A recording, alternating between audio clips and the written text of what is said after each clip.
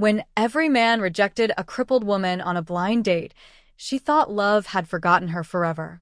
But what happened months later, and who found her again, left the entire city speechless. Stay tuned because you are about to watch a beautiful story and find out what happened next. Hello, family. Welcome to Tales Haven. Kindly subscribe to my YouTube channel for more beautiful stories. Thank you as you do so. Sit back, relax as we dive into the story. The sound of soft jazz filled the air at Maple Leaf Cafe, a cozy corner spot known for its warm lighting and cinnamon aroma. Through the large glass window, sunlight spilled across the tables, bouncing off porcelain cups and catching the tiny golden flakes of dust that danced lazily in the air. At the far end, next to the window where she could see the street, sat Amelia Brooks, her delicate hands wrapped around a cup of warm tea that had long gone cold. She wasn't there for the tea anyway. She was waiting. Her heart had been restless since morning. It was her third blind date in 2 months, and she hoped this one might finally be different. She had talked to Derek online for 2 weeks. He had seemed kind, funny, polite, and genuinely interested in her. He never asked about her disability, and she had chosen not to bring it up right away. Maybe, she thought, this one will see the real me before he sees the chair. Amelia had taken extra care that morning. Her hair was brushed into soft brown curls that framed her gentle face. She wore a yellow dress that complemented her glowing dark skin, and a light scent of vanilla trailed wherever she went. She had spent nearly half an hour trying to make sure her wheelchair gleamed, clean, neat, not something to pity. But as the clock ticked past 2, nervousness began to replace excitement. Every time the cafe door opened, her head lifted hopefully. Every time someone else entered, her heart sank again. At last, a tall man in a gray blazer walked in, scanning the room. Amelia's heart fluttered. That must be him. She raised a hand and smiled. Derek. He turned toward her, his expression bright, until his eyes fell on the wheelchair. In an instant, his smile froze. Something in his face shifted, an awkward surprise that sliced right through her heart. Oh, he said after a brief pause. You didn't mention that you're, in a chair. Amelia's voice softened. I didn't think it mattered. He laughed nervously, rubbing the back of his neck. No, of course not. It's just you caught me off guard, that's all. He looked around the cafe, as if searching for an exit. I left my phone in the car. I'll just grab it real quick, okay? She nodded slowly, pretending to believe him. Sure. Minutes passed. 10. Then 20. But Derek never came back. The realization hit her like a quiet storm. The warmth drained from her face, and the edges of her vision blurred. She tried to swallow the lump in her throat as she stared at the empty chair across from her.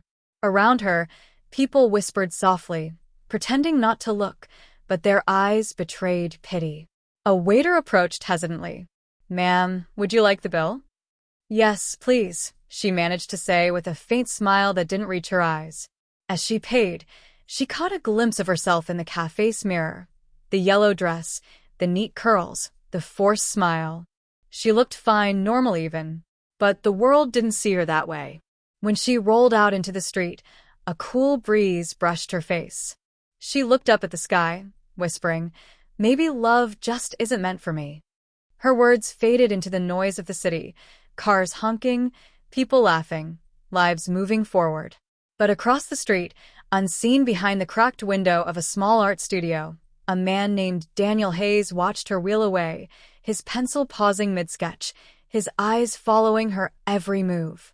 And though Amelia didn't know it yet, that single moment of heartbreak would lead her straight into the most unexpected chapter of her life. From the cracked window of his small art studio, Daniel Hayes watched as Amelia wheeled herself down the street. Her yellow dress fluttered softly in the breeze, and for a brief moment, the sunlight kissed her face, revealing quiet sadness behind her brave expression. He had seen her before, always at the same cafe, always by the window. She often smiled politely at the waiter, even when her eyes looked tired. There was something about her that drew him in. Not in a romantic way at first, but in a deeply human way, as though her silence spoke a language his heart understood.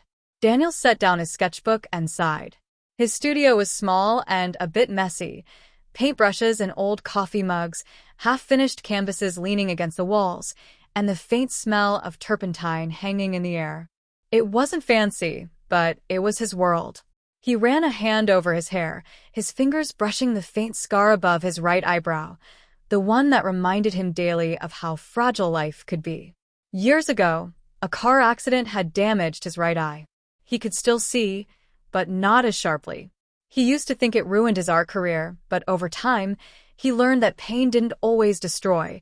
It sometimes deepened what the heart could see. And that was what he saw in Amelia. Pain turned into quiet strength. Daniel picked up his pencil again. He began sketching her from memory. The way she looked out the window, the delicate curve of her shoulders, the faint trace of hope mixed with heartbreak in her eyes. He didn't know her name, but he wanted to capture the feelings she carried, the kind of sadness that still had light in it. As his pencil moved across the paper, he felt something he hadn't felt in years. Purpose. The next morning, he returned to the cafe, sitting outside with his sketchbook.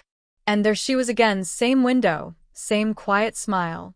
She ordered her tea, looked through the glass, and daydreamed. Daniel sketched quickly, careful not to draw too much attention. Every movement she made seemed to carry grace. That night, under the dim yellow light of his studio, Daniel transferred the sketch to a canvas. With each brushstroke, she came alive. Her soft brown curls, her thoughtful eyes, the faint smile that didn't quite hide her pain. He called the piece The Girl by the Window. Days turned into weeks, and Daniel continued painting her, sometimes from across the street, sometimes from memory. He didn't know her story, but he didn't need to. Her expressions told him everything: the hope of waiting, the ache of being unseen, the quiet dignity of showing up again and again. One evening, as rain tapped gently on the window, Daniel sat with a cup of coffee, staring at the almost finished painting. His best friend and art partner, Liam, walked in. "Who's the woman?" Liam asked, peering at the canvas. Daniel smiled faintly. "Someone I've never met. But I feel like I know her." Liam chuckled.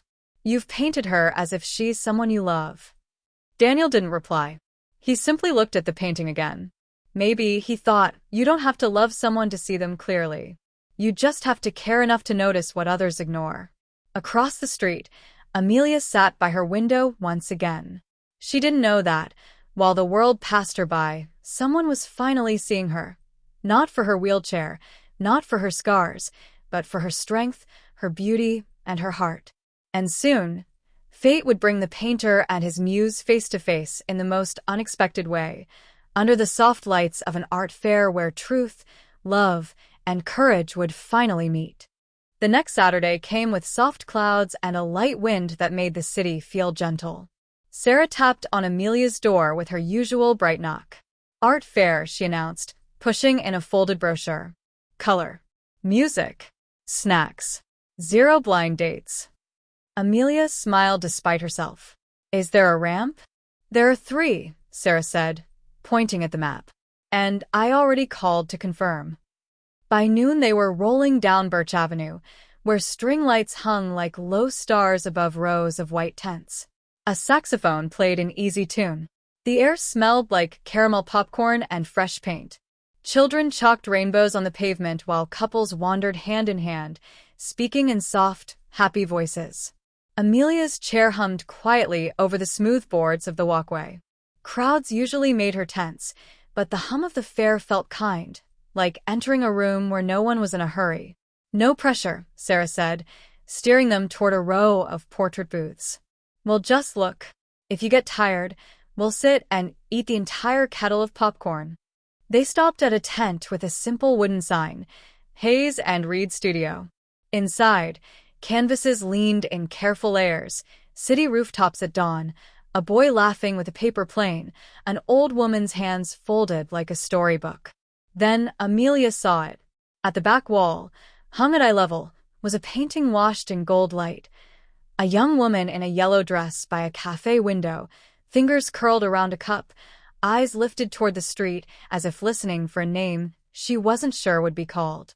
The wheelchair was there, clear, honest, not as a cage but as part of the frame of her life. Amelia's breath caught. The world thinned to a quiet ribbon. "That's," she whispered. "Sarah, that's me." People drifted closer, reading the little white card beneath the frame.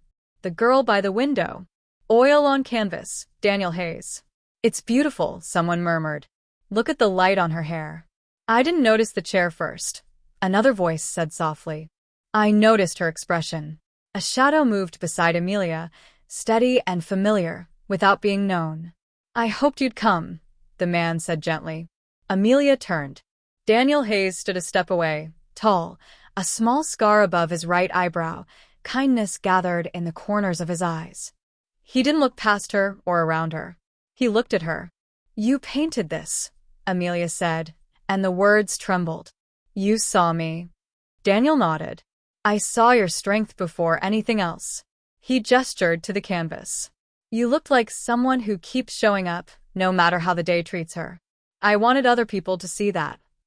For a heartbeat, shame rose. Was my pain on display? And then it melted as she took in the tenderness of each brushstroke. Nothing was cruel. Nothing was loud. The painting held her with care. "I didn't use your name," he added quickly. "I wouldn't tell a story that wasn't mine without asking. If this makes you uncomfortable, I'll take it down right now." Amelia swallowed. "No, please don't. It feels honest. Like you returned something the world kept taking away." A man with paint on his sleeves slid in, grinning. "I'm Liam, Daniel's partner and designated hype man. We also sell postcards, but I'm guessing that's not why you're here." He winked at Sarah, then caught himself. "Right. I'll be quiet." He ducked out, herding the small crowd back politely to give them space. Daniel shifted the painting to a lower hook so Amelia could study it without tilting her neck. "Better?" "Much," she said, eyes shining. "You even caught the way I touch the cup when I'm nervous." He smiled. "I sit across the street sometimes. Not in a creepy way, I promise. I sketch people who teach me something about courage." "And what did I teach you?" "That courage doesn't shout," he said softly. "It breathes." They moved to a quieter corner of the tent. Sarah drifted out with Liam to hunt for popcorn, leaving a pocket of calm behind. "I lost depth in my right eye a few years ago," Daniel said, tapping the faint scar. "For a while I thought I'd never paint again. I kept judging my work by what was missing. Then I learned to paint with what was left, and it changed everything I could see." Amelia traced the edge of her wheel. "A driver ran a red light," she said. 5 years later, I still expect my legs to remember. Some mornings they try." She smiled, small but real. "Most days I choose tea and a window." "Tea is a brave choice," Daniel said. "It means you plan to sit with your feelings until they cool." She laughed, an unexpected, light sound that startled her in the best way. Daniel pulled a small sketchbook from his pocket. "May I?" he asked. "Just your hands." She nodded. His pencil moved in quick, gentle lines, catching the calm strength of her fingers resting on the wheel's spoke. When he turned the page toward her, it felt like a mirror that told the truth without being unkind. "Keep it," he said. "A receipt for all the Sundays you didn't give up." Her eyes blurred. "Thank you." A couple approached the painting again. "Is this for sale?" the woman asked. Daniel looked to Amelia. "Only if she wants it to be." Amelia studied the canvas. She wasn't a secret in it. She was a story. "Let it stay," she said at last. "If someone sees themselves in it and feels braver, then it's worth it." Daniel's smile softened. "Would you?" He paused, careful. "Would you like to see the studio sometime? No pressure. Just paint, bad coffee, and a window with a stubborn hinge." "I'd like that," she said. "But start with good coffee at Maple Leaf Cafe tomorrow. Same window." "Tomorrow," he echoed, as if the word were a small, shining promise. When Sarah returned, cheeks full of kettle corn and eyes full of "I told you so," Amelia wiped her face and laughed. Liam slipped them 2 free tickets for the studio's open afternoon. The fair lights brightened as the sun slid lower, and the saxophone found a tender, hopeful note. As they were leaving, Amelia looked back. The painting glowed as if lit from within. A little girl pointed at it and tugged her mother's sleeve. "She looks brave," the girl said. Amelia rolled forward, heart steady. Tomorrow would be tea, and a window, and a painter who saw with more than his eyes. Neither of them knew that one quiet cup would turn into 100 small moments on canvas, and that each one would teach them how love learns to see. The next morning, Maple Leaf Cafe was quieter than usual. The scent of freshly baked muffins filled the air as Amelia rolled toward the same window seat where her story had unknowingly begun. Her yellow dress was replaced with a soft sky blue one, and a touch of hope shimmered in her smile. She ordered her usual chamomile tea and waited, her heart drumming softly with anticipation. For years, she had come to this place and left in tears. But today, something in her felt different, light, expectant, alive. Then she saw him. Daniel Hayes walked through the door, carrying a sketchbook under his arm and a shy smile on his lips. He wore a simple black shirt rolled up at the sleeves, his paint-stained hands giving away his craft. "Good morning," he said warmly, taking the seat across from her. "Same window. Better company." Amelia laughed softly. "You made it." "I wouldn't miss it for anything," he replied. For a while, they talked like old friends who had only just found each other. She told him about her love for old books and how she used to dream of being a writer before the accident. He told her about his art, his struggles, and the fear he once had of never being seen again after losing part of his sight. "I used to think I'd lost my vision," Daniel said, tapping his right temple lightly. "But maybe I just learned how to see differently." Amelia smiled gently. "You see what others don't, Daniel. That's your gift." He looked at her for a moment, really looked, and then smiled back. "And you remind me that strength can be quiet." Days turned into weeks, and those cafe meetings became their gentle ritual. Sometimes they talked about art and dreams. Sometimes they simply sat in silence, watching people pass by the window, both lost in the calm they found in each other's company. Daniel began bringing her small sketches, her smile, her hands, the way the light touched her face. He said each one told a story of bravery. One afternoon, he asked, "Would you come to my studio? I want to show you something." Amelia hesitated for a second, but nodded. Yes. Daniel's studio was filled with sunlight and the smell of paint and turpentine. Canvases leaned against every wall, each telling a story, but in the center stood one large canvas covered by a white cloth. "Ready?" he asked softly. She nodded. When he lifted the cloth, Amelia gasped. It was her, but not in a wheelchair. The painting showed her standing in a field of light, her arms outstretched, her face lifted toward the sun, her smile radiant and free. Tears welled in her eyes. "I can't stand. Daniel, why would you paint me this way?" He stepped closer, his voice tender. "Because that's how I see you, not bound, not broken, but whole. You stand taller than anyone I've ever met." She covered her mouth, overwhelmed. "No one has ever looked at me like that." Daniel's voice trembled with emotion. "Then let me be the first and the last." He gently took her hand, his thumb brushing over her knuckles. "You once told me you didn't think love was meant for you," he said softly. "But maybe love was just waiting for the right time to find you." Tears slipped down her cheeks as she whispered, "And maybe it was waiting for me to believe I was worthy of it." Weeks later, the girl by the window and the woman who stood tall hung side by side at a local gallery. Crowds admired them, some wiping their eyes as they read the story behind the paintings. Reporters asked Daniel about his muse, and he simply smiled. "She's not my muse," he said. "She's my miracle." Amelia stood nearby, her heart full. She didn't feel small anymore. She didn't feel like the woman everyone pitied. She felt seen. When the night ended, Daniel wheeled her outside to the quiet street under the golden glow of streetlights. The city was calm, and the sky was a soft navy blue. "Do you ever wish things were different?" Daniel asked. She looked up at the stars and shook her head. "No. If they were, I might never have met you."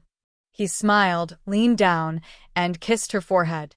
Then I'm grateful for every broken thing that led me to you." Her tears sparkled in the light.